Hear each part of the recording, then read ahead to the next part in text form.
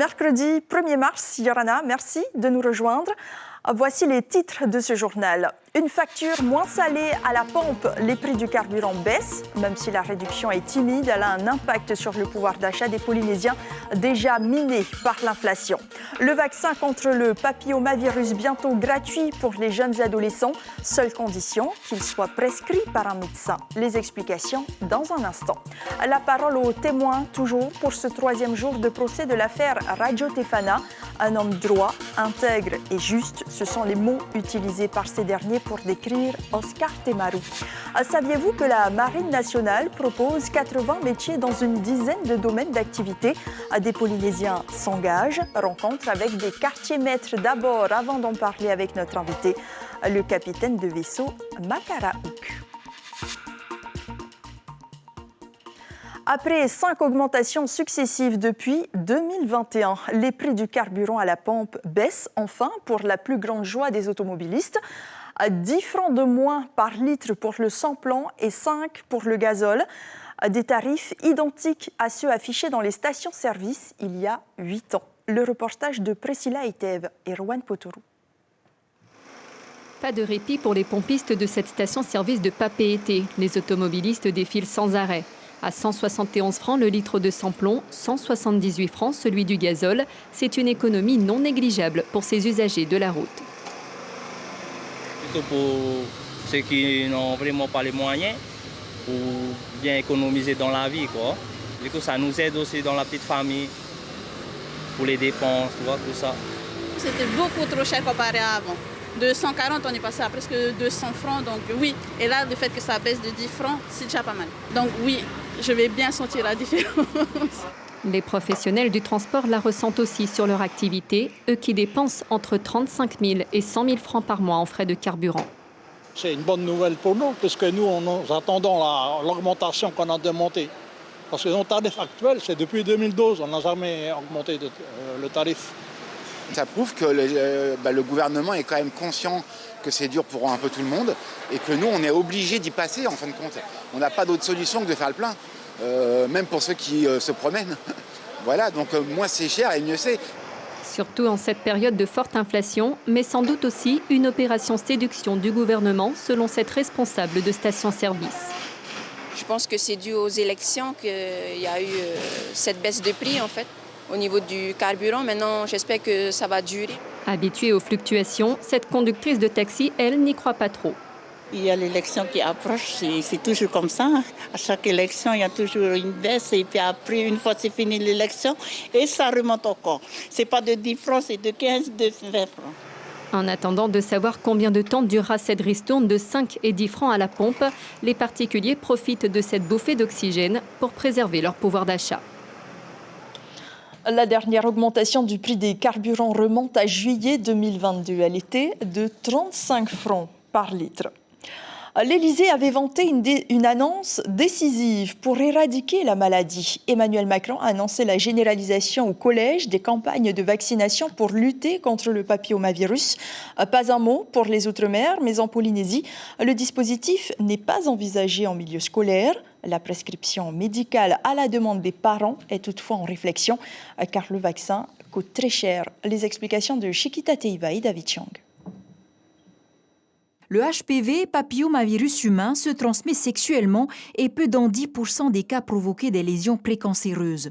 Le HPV est d'ailleurs à l'origine de 100% des cancers du col de l'utérus chez la femme et chez l'homme, il est responsable de 35% des cancers de la sphère ORL, en particulier de la gorge, et 93% des cancers anaux. Il y a quand même à peu près 14 à 20 cas de nouveaux cancers du col de l'utérus par an en Polynésie, ce qui reste un chiffre encore trop important. Les garçons peuvent attraper le papillomavirus et donc à l'âge adulte, donc plus tard dans leur vie, développer un cancer à cause de ce papillomavirus, donc notamment un cancer des parties génitales et de la gorge. Donc c'est aussi pour ça que la vaccination concerne les garçons.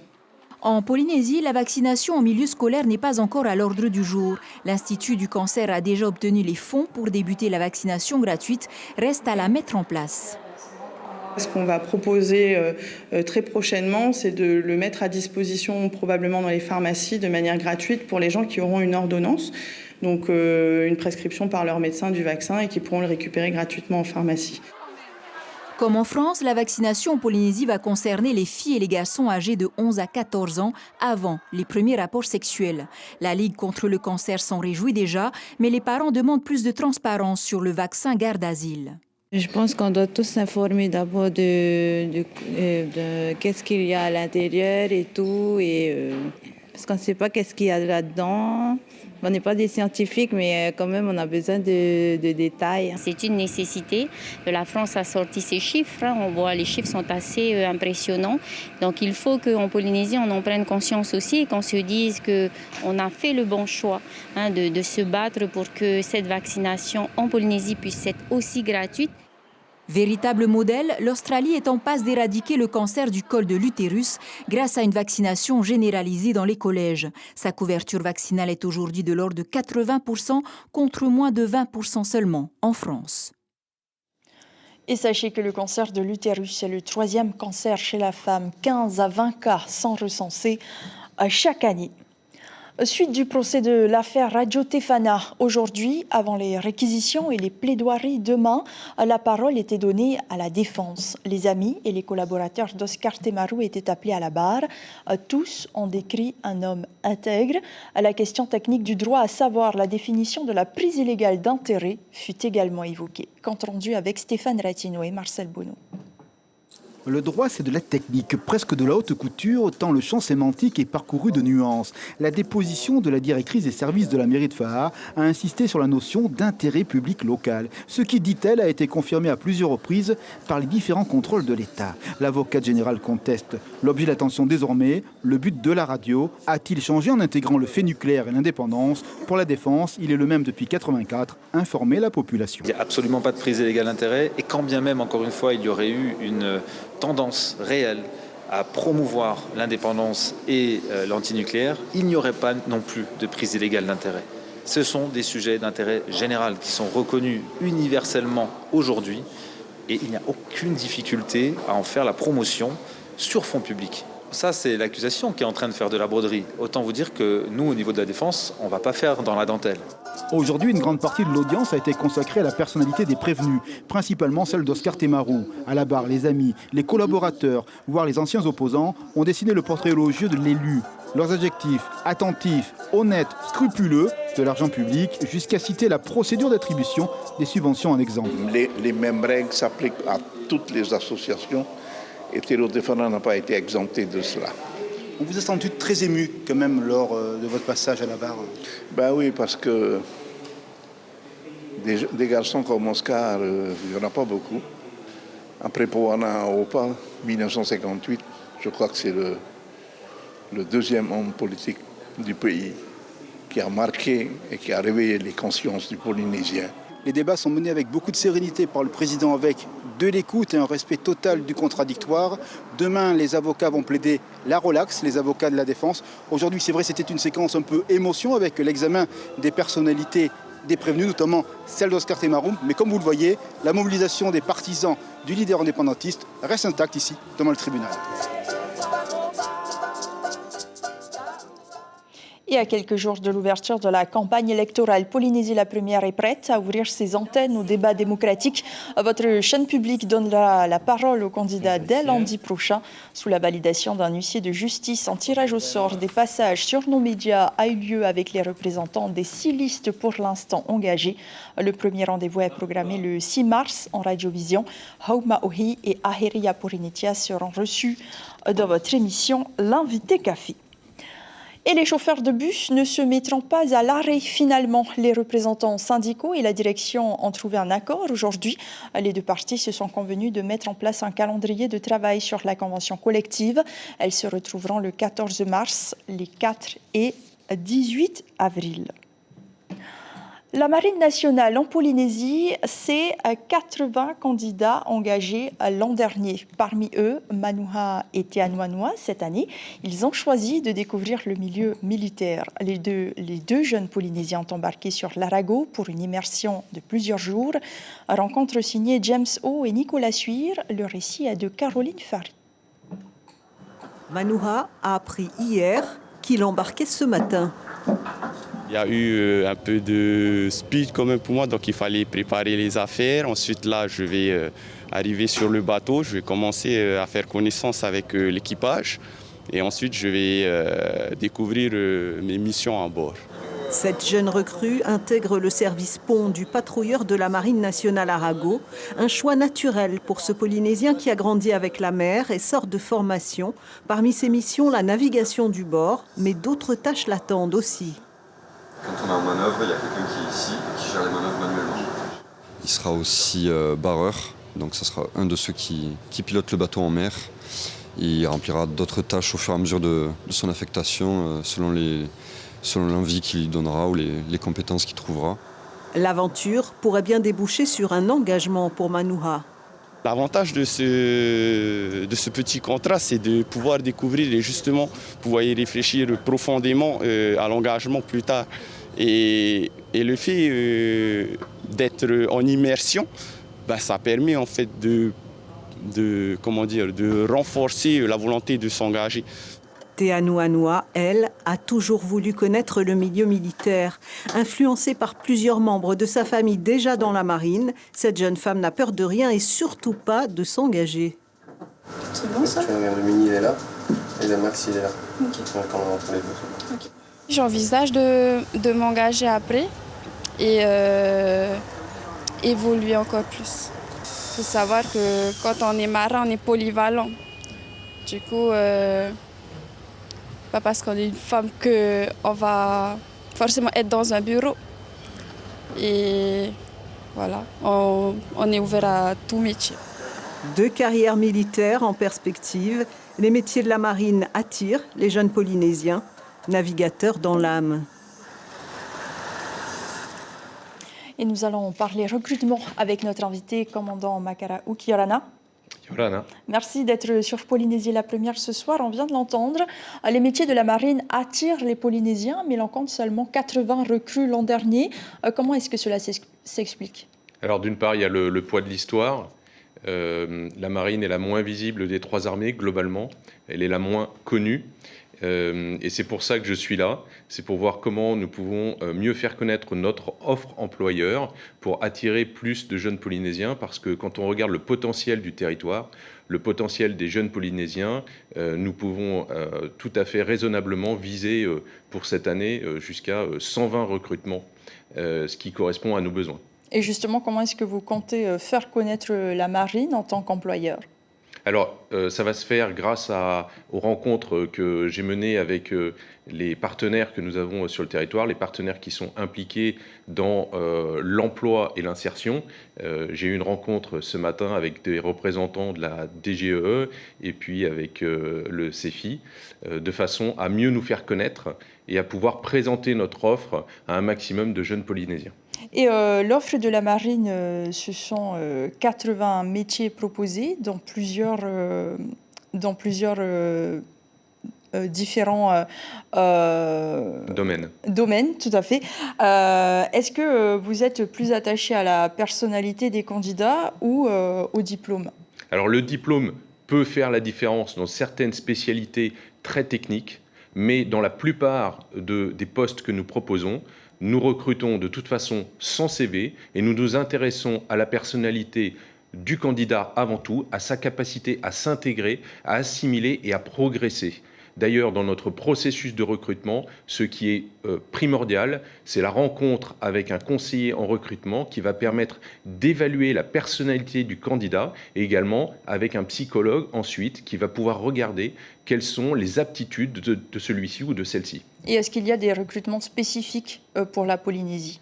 Alors partout en métropole comme dans les territoires d'outre-mer, nous avons un type de contrat qui s'appelle un recrutement local qui permet à un jeune Français d'être recruté pendant 2 ans dans une région donnée dans laquelle il ne bougera pas. En revanche, ce ne sont pas des contrats d'avenir, ils ne sont pas amenés à être pérennes, ils peuvent être renouvelés une fois Néanmoins, ce que nous désirons, c'est nous en servir comme d'une porte d'entrée qui permet à des jeunes candidats de découvrir la marine s'ils ne savent pas trop à quoi s'attendre. Et ensuite, pour progresser, avoir plus de responsabilités et développer des compétences, il faut souscrire un autre contrat de 4 ans ou aller à l'école de Mestrance qui forme nos officiers mariniers, nos cadres, nos jeunes cadres. Et dans ce cas-là, il faut aller en métropole pour être en formation et accepter la mobilité qui est dans l'ADN de la marine. Et qu'est-ce que vous recherchez spécifiquement chez les Polynésiens ? Alors les Polynésiens ont cette qualité d'abord d'avoir un excellent esprit d'équipage qui correspond à ce que nous attendons. Sur un bateau, il faut avoir des gens qui ont un excellent état d'esprit, qui aiment travailler ensemble, qui aiment développer leurs compétences.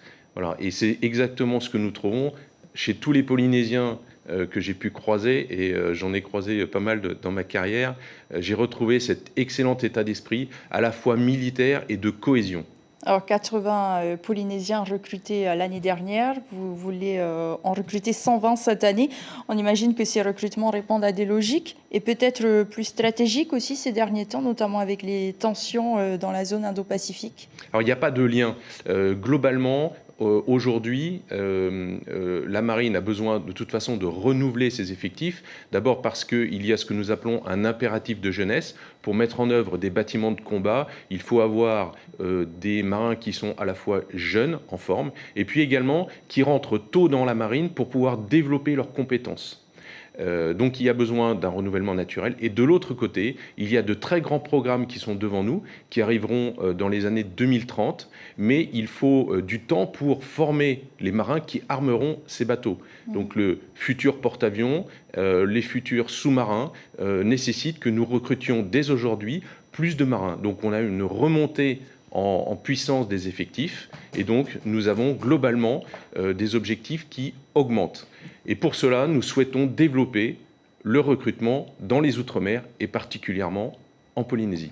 L'impératif de jeunesse, ça veut dire que vous ne recrutez plus à partir d'un certain âge ? Nous ne recrutons pas au-delà de 30 ans parce que pour pouvoir avoir une carrière un peu longue, pour pouvoir aussi tenir, être capable de se déployer loin et longtemps, nous estimons qu'il faut rester relativement jeune. Donc à partir de 30 ans, ce n'est plus possible. Merci beaucoup.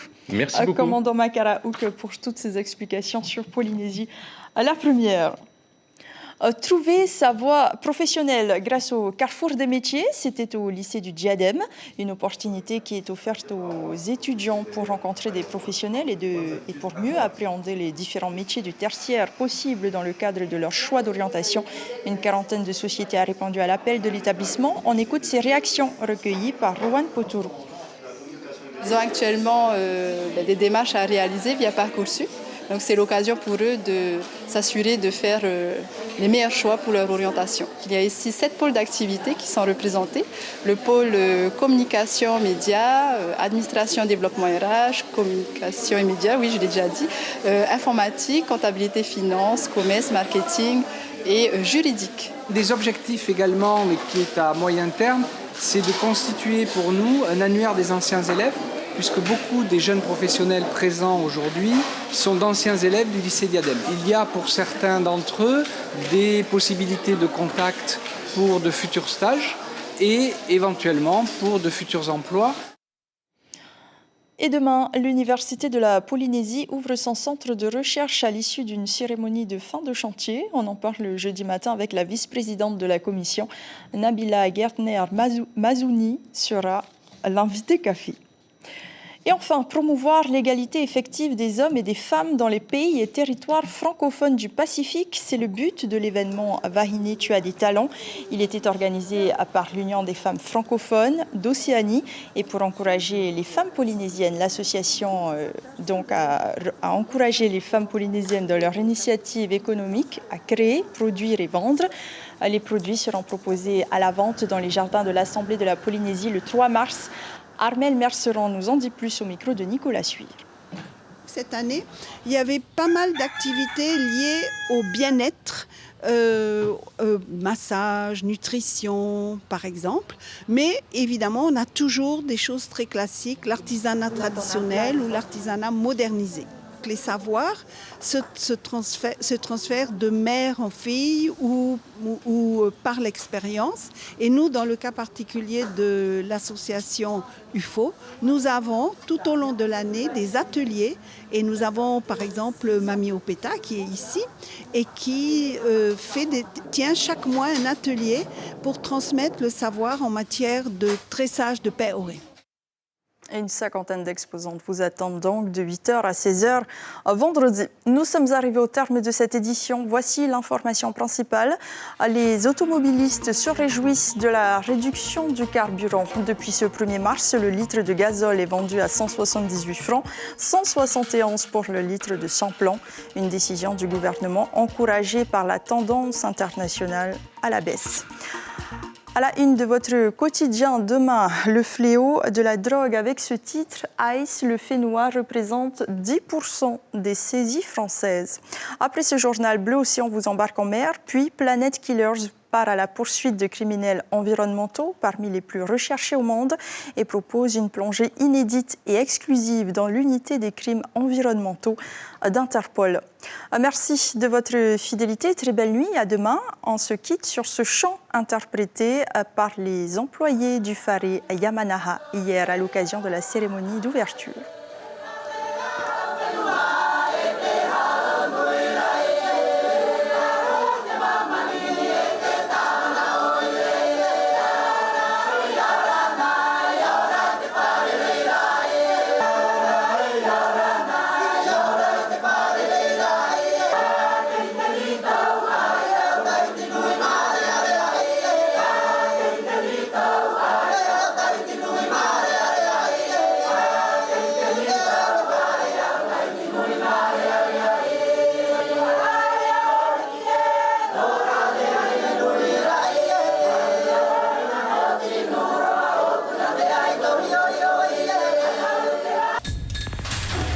L'information en continu sur Polynésie la première, Internet et réseaux sociaux.